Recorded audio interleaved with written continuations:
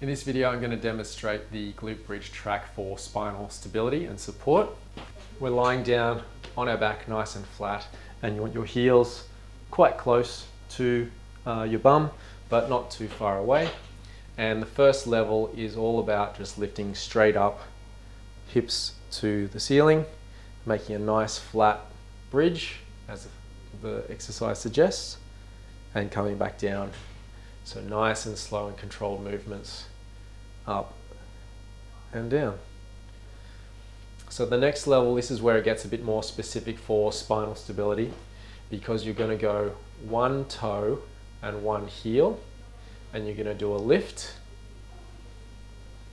and down, and then you're going to switch the toe and heel and lift. And so you can see I've got my fingers on my pelvis here, because when we transition and when we go up and down, we don't want any movement at all in any sort of twisting or sideways movement of the pelvis. So if I was to relax, there might be some dipping of the pelvis as I switch, but that's what we actually want to turn off.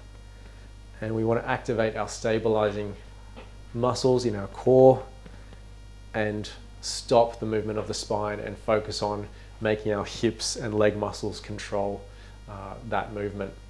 Because then as we get to the next level, it gets even more difficult again, because we are doing a single leg glute bridge and then switching each time we do a repetition, and trying to make sure that your pelvis is not moving at all, just going straight up and down with no rotation or lateral movement.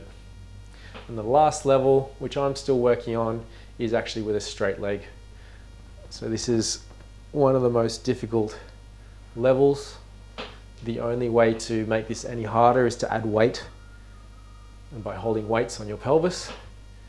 But again, this is more for stability and strength rather than muscle building like bodybuilding.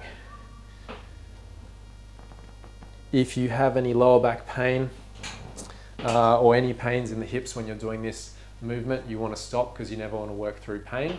Maybe regress down the levels to make it easier, and then slowly progress into the more difficult levels without pain.